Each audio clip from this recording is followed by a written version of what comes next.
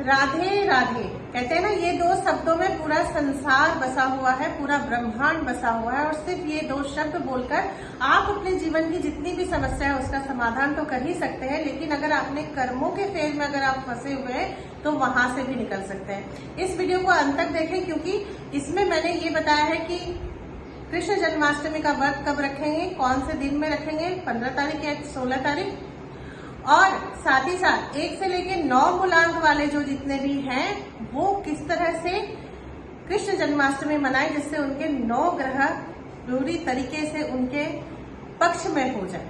ठीक है, करना क्या है, आप सबसे पहले तो जान लें कि कृष्ण जन्माष्टमी मनाया जाता है भाद्र मास के अष्टमी तिथि, और कृष्ण पक्ष में अष्टमी तिथि रोहिणी नक्षत्र में मनाया जाता है।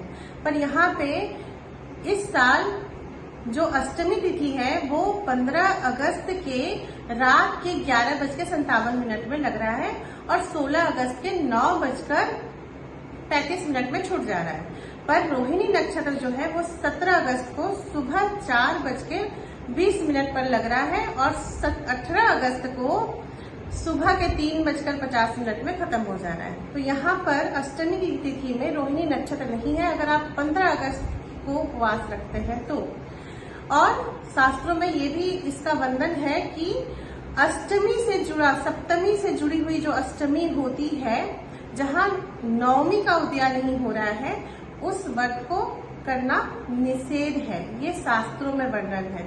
लेकिन अगर अष्टमी 16 अगस्त को समाप्त भी हो रही है 9:50 में, लेकिन 35 में, लेकिन उदया है यानी कि सूर्योदय उस दिन हो रहा है और नौमी तिथि भी लग रही है, जिसकी वजह से आप 16 अगस्त को उपवास रख सकते हैं। शिव पुराण में ये बहुत ही अच्छे तरीके से बताया गया है कि जन्माष्टमी को व्रत का राजा बोला जाता है। यानी जितनी भी व्रत आप कर रहे हैं, अगर आपने सिर्फ जन्माष्टमी कर लिया है तो 1 करोड़ एकादशी का तो आपको पुण्य मिलता ही मिलता है।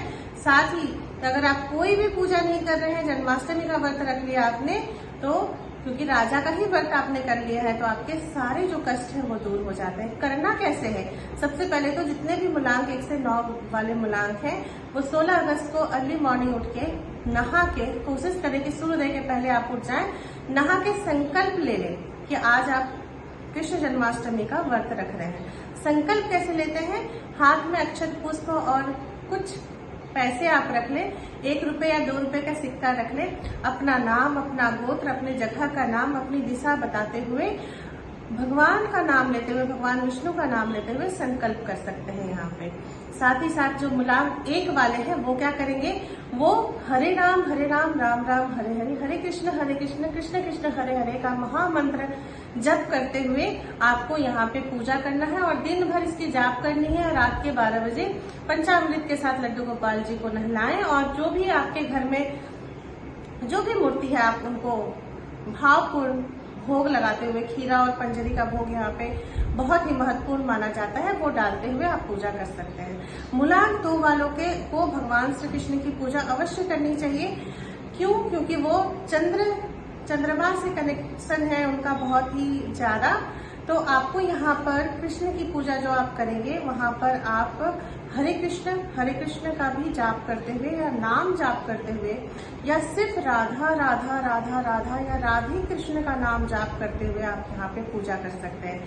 जिनका मूलांक 3 है उनको मैं यहाँ पे कहना चाहूंगी, ओम नमः भगवते वासुदेवाय नमः का पाठ करते हुए आप यहाँ पे पीले पुष्प के साथ भगवान श्री कृष्ण की पूजा करें।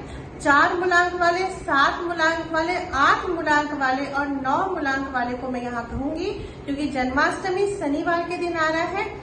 माँ काली की आराधना करते हुए, क्योंकि भगवान श्री कृष्ण एक अवतार में माँ काली का भी अवतार उन्होंने लिया है, तो कहीं ना कहीं शास्त्रों में ये व्याख्या भी है कि वो माँ काली का भी रूप है। तो यहाँ पर माँ काली की आराधना करते हुए ओम क्लीम कृष्णाय नमः का पाठ करते हुए मूलांक 4 वाले, मूलांक 7 वाले, मूलांक 8 वाले और मूलांक 9 वाले पूजा करें। रह गए मूलांक 5 और मूलांक 6 वाले। मूलांक 5 और मूलांक 6 वाले क्या करेंगे, अपनी जितनी भी समस्या है उन सभी समस्याओं का निवारण के लिए